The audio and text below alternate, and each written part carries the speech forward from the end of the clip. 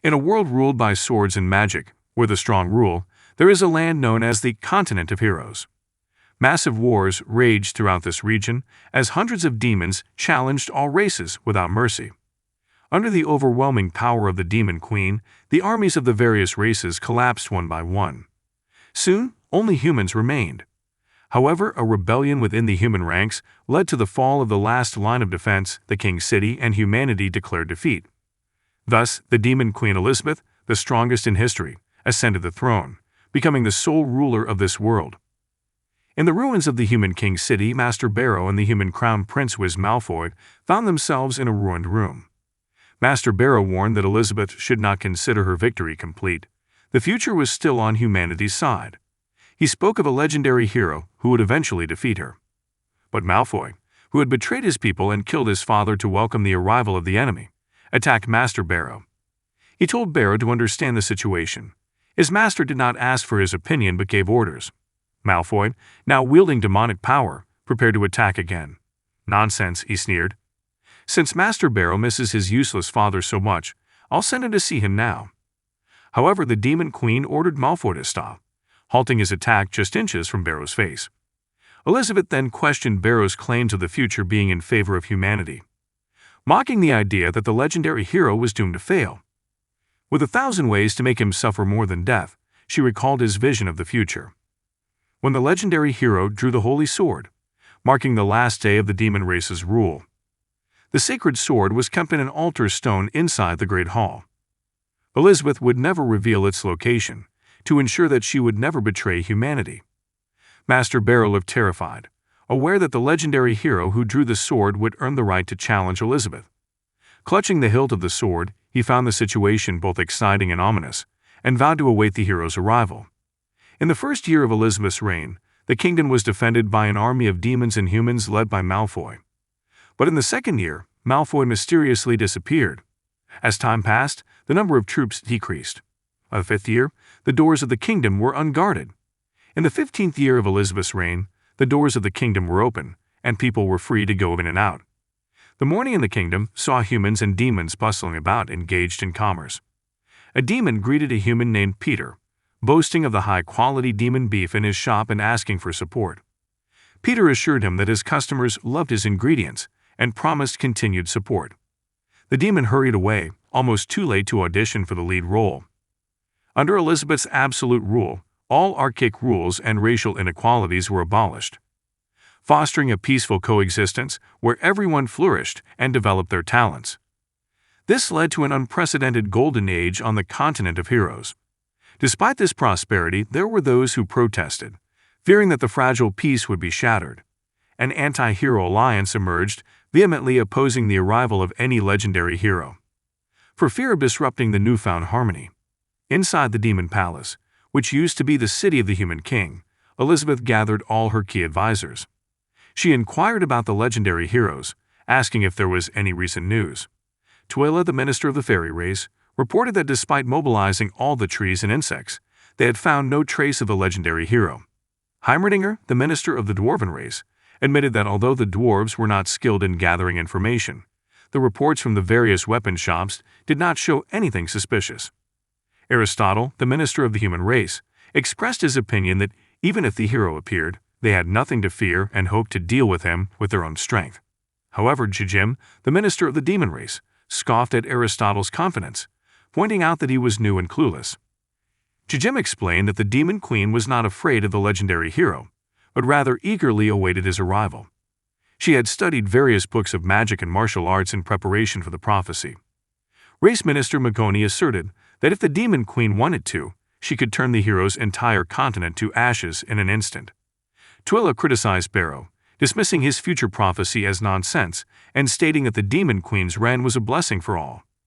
The legendary hero, in her view, should simply perish. As the discussion continued, someone protested, calling for resistance against the hero.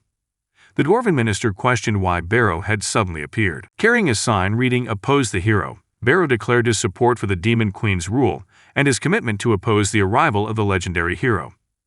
Once a high priest of the human kingdom, Barrow is now the Demon Queen's chief advocate and chairman of the Anti-Hero Association. Suddenly, Elizabeth unleashed her power and quickly captured Barrow. With a slightly annoyed expression, she demanded Barrow to clearly explain the existence of the hero in the prophecy. Frightened, Barrow stammered that visions of the future are not always accurate, especially when they involve creatures far beyond the range of divination. Malfoy interrupted, agreeing with Barrow and stating that relying on such a vague prophecy was an insult to Elizabeth. He suggested that Elizabeth had nothing to worry about, as he had just begun new research. Without warning, Elizabeth hit Malfoy with tremendous force, ordering him to stay away from her. Malfoy staggered back, his face badly scarred from Elizabeth's attack. Suddenly, Elizabeth explodes in anger, declaring that everyone around her is worthless. She attacks Barrow, slamming him into a wall and keeping him trapped there.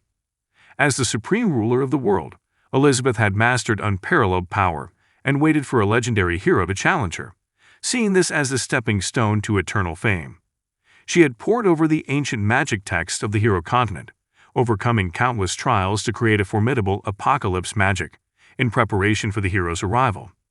However, the hero remained elusive. Elizabeth grasped the sacred sword, causing panic among the royal ministers. They feared she would draw the sword and begged her not to. Ignoring their pleas, Elizabeth declared that if the hero would not come to her, she would seek him out herself. She exerted all her strength to pull out the sword from the stone. The demon minister hurriedly conjured up a protective barrier to shield them from Elizabeth's growing power. The fairy minister believed that the demon queen really intended to seize the sacred sword. With great effort, Elizabeth finally drew the sword, triumphantly declaring that it was not just for legendary heroes. Suddenly, Elizabeth gained the ability to foresee the future. Her vision extended far beyond her kingdom to a distant place, revealing a house where the legendary hero was hiding. Without hesitation, Elizabeth uses abyss magic, a teleportation spell, to reach the hero. As she prepared to leave, Malfoy begged to accompany her, hoping to continue serving by her side. However, when he reached out, he found himself unable to hold on to her, left behind as Elizabeth disappeared into the unknown. Malfoy looked dejected that the demon queen had left without him. In a beginner's village, a man was hard at work, exhausted but content. This man was a farmer, and he found great joy in his work. Unknown to many, he was a legendary hero. His name was Li Ping. In his previous life, he was an ordinary office worker with a monotonous routine, not interested in games or anime. His only pleasure was watching his favorite short videos during his commute. Li Ping often watched videos on proper farming techniques, noodle-making recipes, and even clips of people holding adorable animals.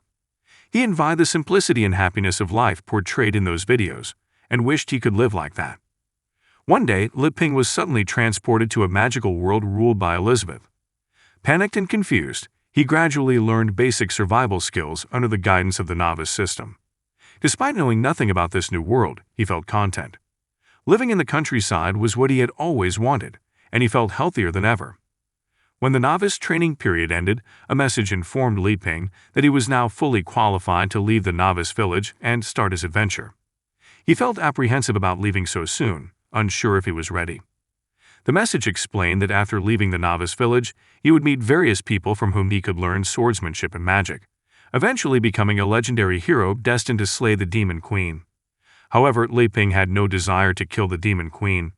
He wondered if he could continue to live his peaceful life in the village. Li Ping knew that he could not stay in the village forever. His mission was to defeat the demon queen.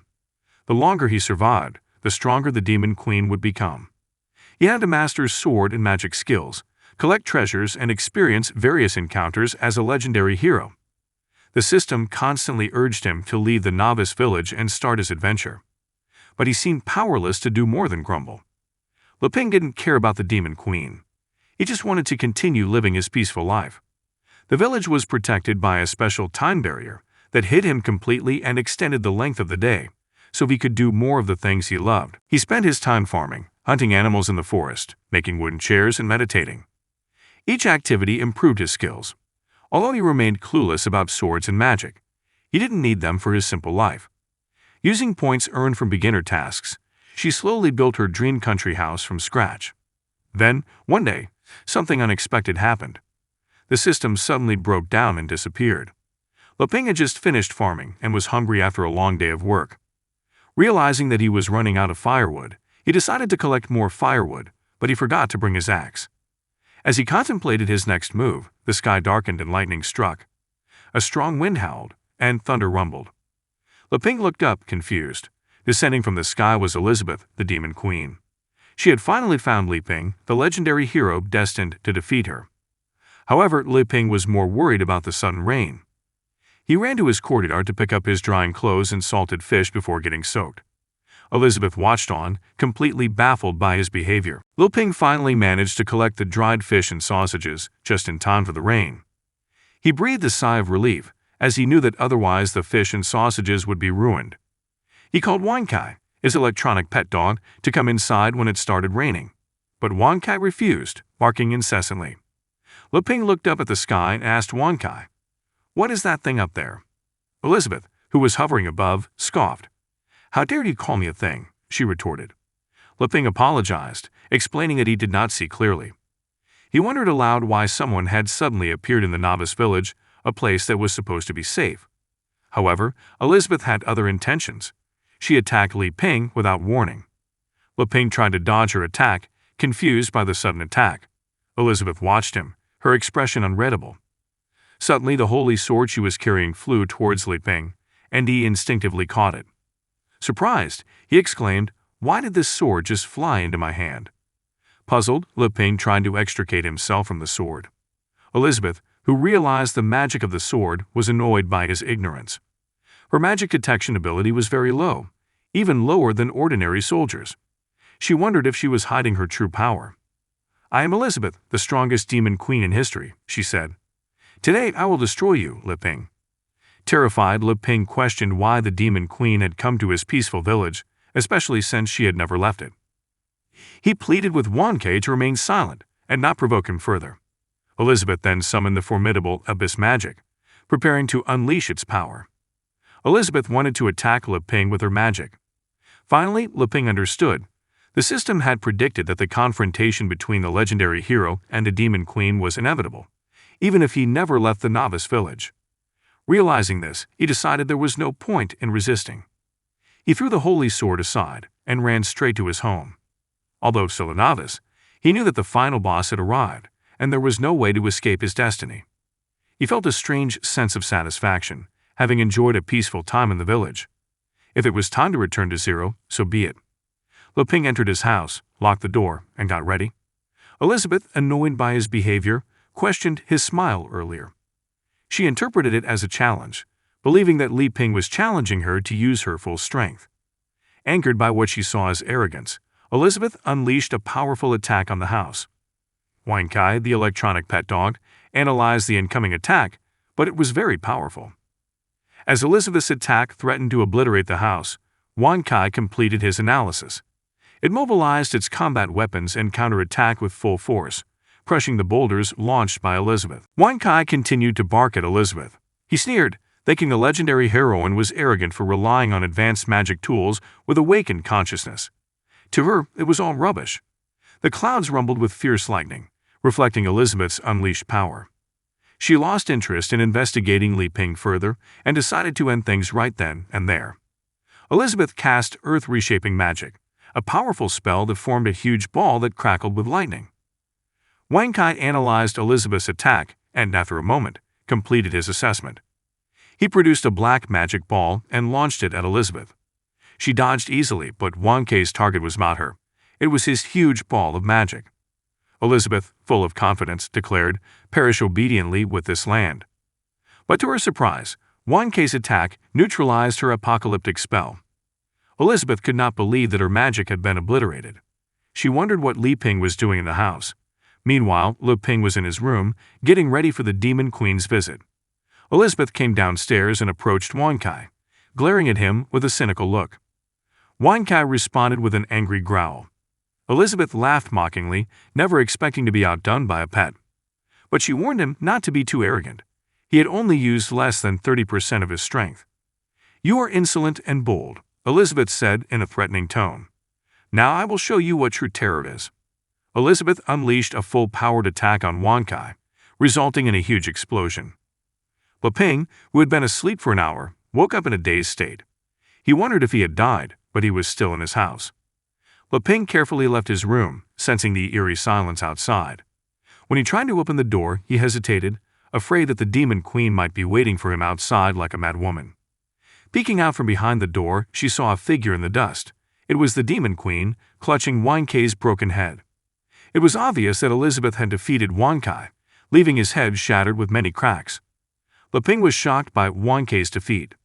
Elizabeth, who exuded a terrifying demonic aura, apologized to Leping for destroying the magical tool he was so proud of. Frantically, Leping assured Elizabeth that he did not mind and invited her to sit down and talk quietly. Elizabeth desperately wanted to kill Leping, but to her disbelief, he seemed to be pushing her to her limits. Was this the end that had been foretold for her? Exhausted, Elizabeth finally fainted. Leping, not realizing what had happened, became worried and approached Elizabeth, asking if she was okay. He attempted to wake her up, but as Elizabeth's demonic powers faded and disappeared, Leping panicked, realizing that Elizabeth was now unclothed. Seeing Elizabeth naked, Leping immediately had a nosebleed. Taking charge, Leping took Elizabeth home, dressed her, and allowed her to rest. However, Elizabeth was soon found handcuffed when she woke up. Humiliated by her defeat, she did not accept being imprisoned by the legendary hero instead of being killed. She wondered if Leping did it to show his power to the world. Elizabeth tried to summon her strength to remove the handcuffs, but to no avail. She had never come across such a legendary artifact, and pondered how much power Leping was still hiding. This strange incident showed that the legendary hero was much tougher than she had anticipated, and she had greatly underestimated him. As Leping entered the room with food for Elizabeth, he warned her not to expect him to beg for mercy if he intended to kill her. Despite her fearsome reputation as a demon queen, this was Leping's only chance to survive, and she knew she had to take advantage of it. She pleaded with Elizabeth to consider talking the matter through rather than resorting to violence. Leping assured Elizabeth that the handcuffs were merely a precaution due to her intimidating presence. He quickly corrected his statement, praising Elizabeth's prowess. Confused by Leping's sudden change in tone, Elizabeth furrowed her brows. Leping, sensing a misunderstanding, decides to remove his handcuffs so that they can talk it out. In Elizabeth's mind, Leping's action seemed like an understatement. Did he mistakenly think that he could challenge the legendary hero? With a stern expression, Leping told Elizabeth that if she wanted to stay alive, she had to fulfill his request. Elizabeth was angry at the threat, unhappy that Leping dared to challenge the demon queen. Finally, Leping removed his handcuffs, showing his good intentions. True to his promise, he asked to engage in conversation. Despite feeling cornered, Elizabeth knew that she had to buy time. She would endure for now, but Leping would soon regret his arrogance. Leping, with a concerned expression, urged Elizabeth to rest. He knew others would probably question why he didn't kill the demon queen when she was defenseless. However, in this world of sword and sorcery, killing was not the only option. Resolving their conflict did not require violence. As long as he could show Elizabeth that he meant no harm and wanted to be her friend, they could find a peaceful resolution. Elizabeth, who felt mocked by Leping's laughter, could not help but feel wary. Leping then took Wankai in his arms, regarding him as a true hero at that moment. Elizabeth eyed the food Leping had brought suspiciously, thinking of it as his most powerful magic tool. Leping is confused by Elizabeth's statement, and explains that the food is just something he made out of boredom during his stay there. However, he agreed with Elizabeth's words, mentioning that Wankai was his recent creation. Elizabeth looked at Leping with suspicion, believing that he had lost the protection of his strongest magic tool, like losing his right arm. She felt that the balance of power had shifted towards her. Seizing the opportunity, she decided to pretend to be careless, secretly planning to use her abyss magic, limitless magic, to recover immediately after the cuffs were removed. Despite having damaged Leping's belongings, she apologized before preparing to attack him, seeing it as the perfect moment to finish off the legendary hero. Leping tells Elizabeth that his body cannot be repaired, but she convinces him by opening a cabinet that reveals the many Wankai robots he has made. He had made ample preparations, easing Elizabeth's worries. She is astonished to see so many robot dogs and watches as Leping inserts a chip into their heads, bringing them back to life. Leping explained that although it was nice to have a friend, the Wankai lizard was mischievous, so he usually only activated it at home. Elizabeth sensed a creepy aura from Leping and Wankai, although she couldn't accept or believe it. However, a strange scent caught her attention, piquing her interest. Leping revealed that he had seen her faint, so he prepared a meal to warm her up. Leping prepared a simple meal of meat porridge and dumplings for Elizabeth, despite claiming that she had outgrown her need for food. Elizabeth was intrigued and wanted to try it, especially when her stomach suddenly rumbled with hunger. Leping explained that he had grown the ingredients himself, all natural, and encouraged Elizabeth to taste it. He believed that resolving their conflict through food might prove effective. Elizabeth hesitantly tasted the regular dumplings, her reluctance making Leping anxious. He wondered if the demon queen would appreciate food from her humble village kitchen. However, to his surprise, Elizabeth ravenously devoured the dumplings until there were none left.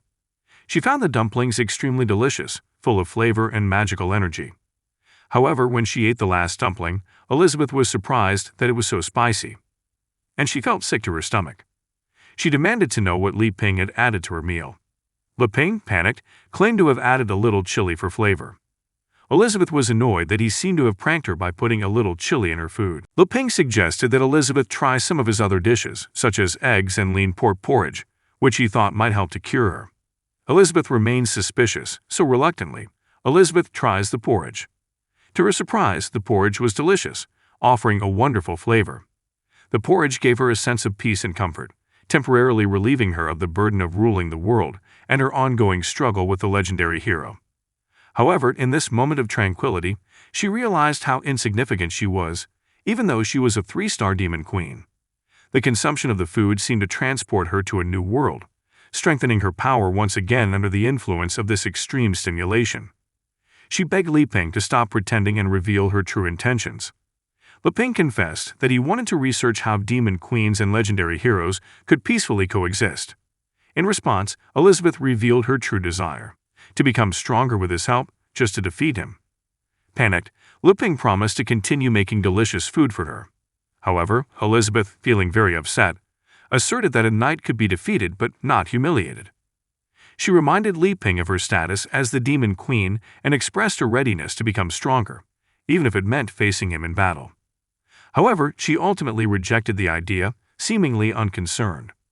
Leping senses Elizabeth's lingering intention to harm him, prompting him to stand over her bed and talk to her. She agreed to his terms but emphasized that her obedience was not out of fear, but out of the pursuit of ultimate power. Confused, Leping could not understand why Elizabeth feared him. As the demon queen, she had enormous power and authority.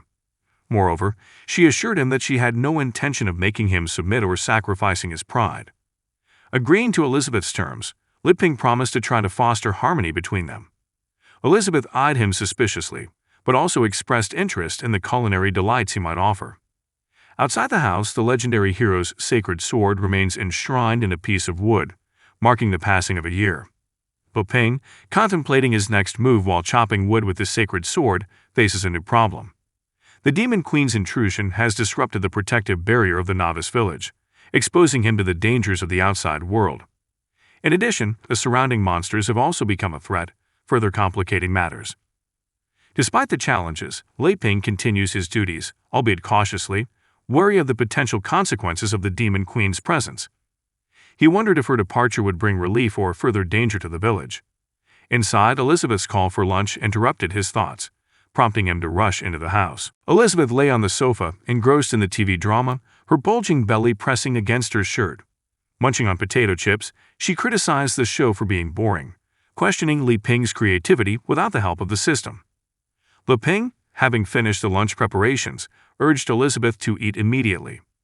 However, she hesitated, as if flapping her wings, admitting her laziness to avoid the dining room. Suspicious, Elizabeth questioned the contents of the chips and suspected Leping had mixed them with poison to make her lethargic. Worried about her growing waistline, she pondered the effect of the chips, fearing they would lead her astray. Leping reassured her, explaining that excessive consumption of calorie-rich snacks like potato chips could lead to weight gain. Elizabeth observed her body's shape, realizing the consequences of eating chips so often. Elizabeth marveled at the magic effect, which turned her back into a slim figure by converting the accumulated fat into magical energy. Leping commented on the versatility of magic, thinking of his reaction if his method was thwarted again. Agreeing with his opinion, Leping invited Elizabeth for lunch, which made her very happy. She savored her food, savoring every bite as Leping assured her that she could indulge as much as she wanted. With Elizabeth staying for the time being, Leping hinted that he needed further strength before their inevitable confrontation. Elizabeth's demeanor changed, contemplating Leping's words. Feeling slighted, She anticipated a battle to prove her strength. As Li Ping took dessert, Elizabeth's resolve grew stronger. She believed that she had developed significantly in the past year, ready to meet Li Ping's challenge head-on.